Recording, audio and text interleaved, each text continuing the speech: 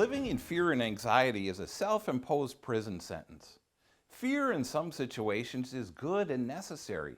It triggers the fight or flight response in us when we're in danger. To live in fear on a day-to-day basis, though, isn't healthy. There's so much anxiety in today's society. During normal times, we have anxiety about friends, family, work, the stock market, social media, politics, and any number of other things. Today, though, with the coronavirus floating around, people are scared witless for a whole new reason. I'm discovering that most of the fear is coming from the unknown, which is where most fear lives. If you watch the TV news for more than 5 minutes at a time, you're likely to lose your mind. I have several friends that are suffering from anxiety primarily because they don't know what's going to happen or what to expect. For a couple of my friends, this is the first time they've had to deal with a major unknown on their own. It's important to remember that when you live in fear and anxiety, you reduce your body's ability to remain healthy. Science has shown that internalizing anger, fear, and anxiety over time inhibits your immune system. Fear can be insidious and come sneaking into your life one step at a time. Our daily fear doesn't necessarily come from the form of major life challenges like being held at gunpoint, a car accident, a plane crash, or facing the potential threat of a deadly disease. It can come in much more subtle forms like the fear of being alone or the fear of not being accepted. For more than 50 years, I lived in fear of my father, not physically, but emotionally. For most of my life, he called me stupid and an idiot. I lived in fear that I wasn't enough. I wasn't good enough, or I wasn't smart enough. I now realize how untrue that old childhood saying, "Sticks and stones may break my bones, but words will never hurt me," really is. It's a lie we tell ourselves to mask our pain, our shame, and our fear. I wasn't able to stand up to my father's verbal abuse until I was 52 years old. And when I finally did, it was the most gut-wrenching experience of my life. It was also one of the most liberating feelings of my life.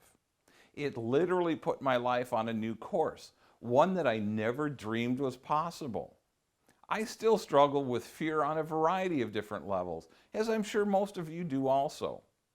To some extent, I'm still afraid of making mistakes.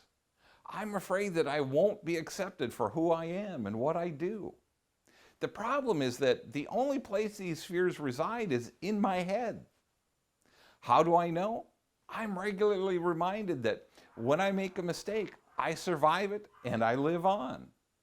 A mistake may not be my finest or proudest moment, but it may also give me a great tale to tell later on. I'm also reminded by so many people of the impact I've made in their lives.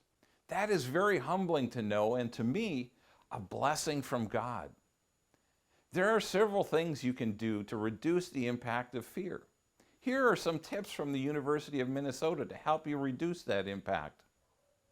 Practice stress reduction techniques such as mindfulness, meditation, or aerobic exercise.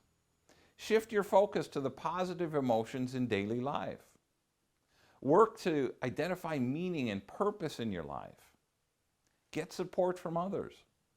Go for a walk or a run in the park. In addition, studies show that facing what scares you most may be the best antidote for your fear. Here's a link to a great article about facing your fears. Personally, I found that going for a walk is not only good for your health, but it's therapeutic. It hasn't made any difference whether I was walking on a treadmill or outside. There's just something about physical activity that helps clear your mind and allows you to think more clearly. I know there's science behind this, but I'll let you do the research if you're so inclined. I've also learned that facing your fear, in my case, my father, I was able to eliminate that fear completely. I have faced other fears the same way, addressing them head on. I know I'm not the first person to face fear in situations or challenges that come up. I've learned that when I've faced my fear of making a mistake, I'm better able to do it the second or third time.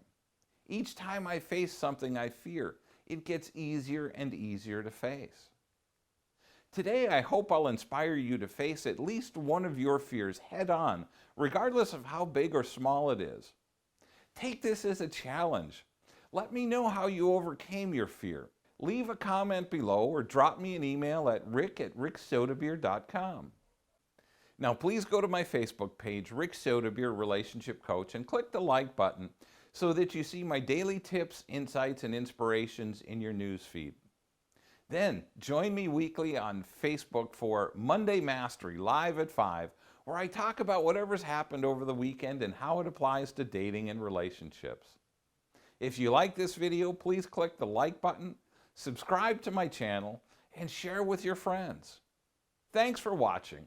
Have a great and blessed day.